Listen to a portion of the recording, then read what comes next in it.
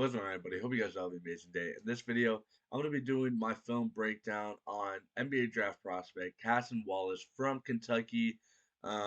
He's one of my favorite players, but I don't want to spoil it too much, so let's get right into it. So as you can see here, it doesn't look like a lot, but I think I do a good job of just taking, what I need to remember and the key points and putting them down. I think I do pretty good. I don't think I need to be taking full on notes, just writing a whole bunch of stuff where it's just going to be hard to find. Um, but first thing, we can look at the positives. He's a promising shooter. He started the year off pretty well shooting the ball, but as the year got a little bit later on towards the end of the season, he was struggling to shoot it a little bit. But I personally really like his form. Very fluid. I think he's going to be a good shooter in the NBA. So I think the fact that it fell off during the end of the season, I'm not too worried about that. But next, I believe, yeah, he's a solid finisher. I like the way he finishes. Um, this is a great example. He doesn't just finish a normal 1-2 layup or jump stop layup. He does a good job throwing, defensive players off with the timing of his layup. You see there, we like to teach a one-step finish, so where it's off the wrong foot. You don't always have to do that, but it definitely messes up the timing of the defense because they expect a 1-2. This is just a great layup. Very, very elite. I think he could be a solid finisher in the NBA. He has some sneaky athleticism too. Uh, I didn't think he was this athletic, but I saw him rise up in the Auburn game. I was extremely surprised. I'm not gonna lie to you. It was pretty impressive. Um, and then what most people know about him is he is an elite defender. I love the way he plays defense. You're gonna see here he's gonna have active hands against Keontae Johnson. A lot of these clips are from the Kansas State game because I think he had a phenomenal game.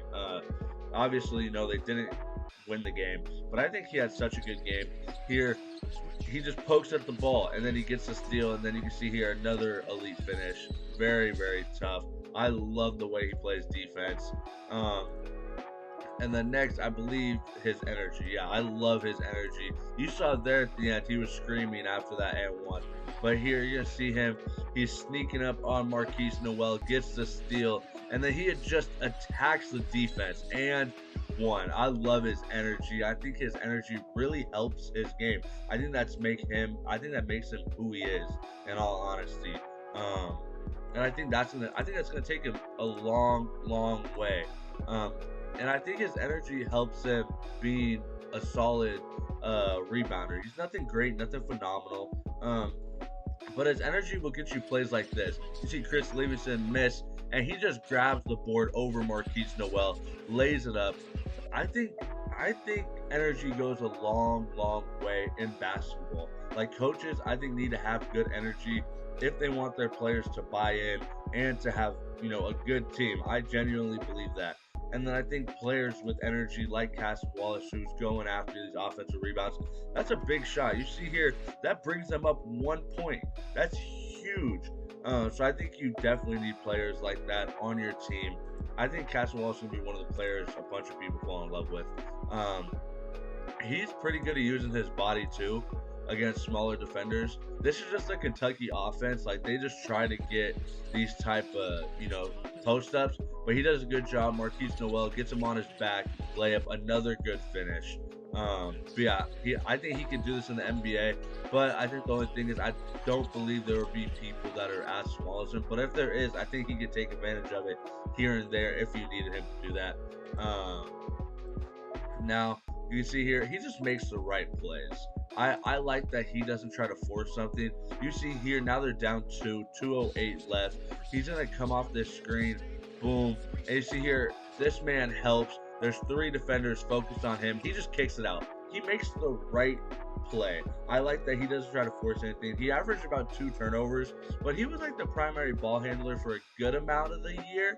I like him off ball more, but I could kind of see why they wanted him as a primary ball handler, but I like that he just made the right play. Unfortunately, Chris Livingston missed, but I like that Cason Wallace didn't try to force something.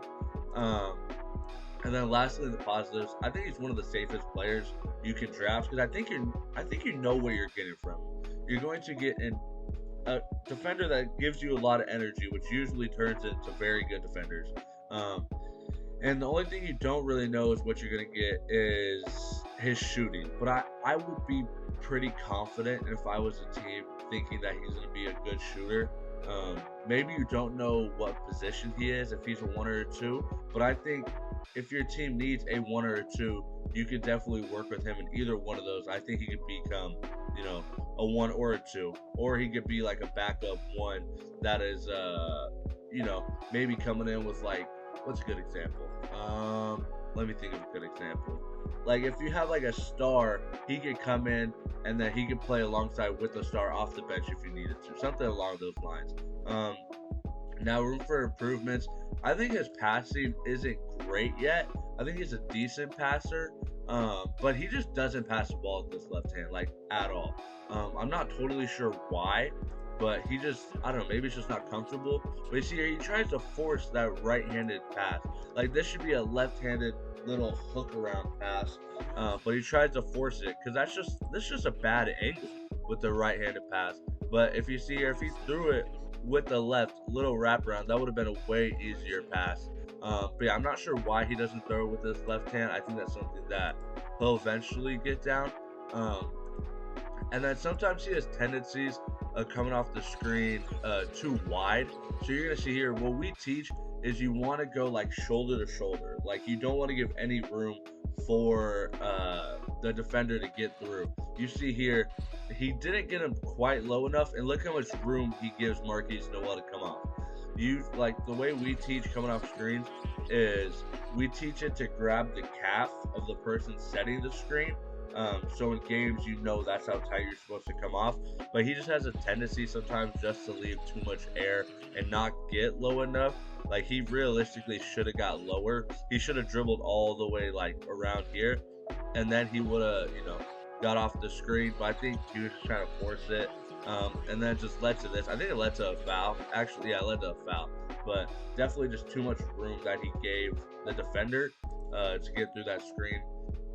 Now, draft range, I think the perfect area and where I would draft him is between 9 and 15 because I don't think he's going to be a star, but I also think he is going to be a top 12-ish player in this class. So that's why I think this would be a good area for him. Now, his ceiling, I think he is an elite 3-and-D point guard. I think he could be one of those point guards that can play like off the ball, basically. Like I said, next to a star player if you needed that. Floor, I think his floor is just a good defensive backup PG. I really do think that's his floor. My prediction is a very good 3-and-D backup point guard. So I think he's going to be somebody that can come off the bench, play some defense, hit some threes. And that's valuable to teams. My final report, I think Cason Wallace would be a very nice contributor to a team with championship aspirations. People will like his game early on in his career because of the energy he brings to the defensive side of the ball. I think he will get a decent amount of minutes in the right situation his rookie year due to his defense. His ceiling is not extremely high, but his floor I feel is pretty solid. I think when it is all said and done, he'll be a top 15 player in this draft class with the potential being top 10. Now that's going to do it for today's video. Hope you guys did enjoy. March Madness is still going on, so I'm still having a lot of fun posting a lot of videos of the March Madness games. But, I'm getting into the draft season. We're all getting into draft season, so I'm doing a lot more, film. I'm making my mock drafts. I'm doing all that good stuff, getting my draft reports ready for all these players. So let me know who you guys want to see, or if you want to see a different type of video, let me know what kind of videos you guys want to see.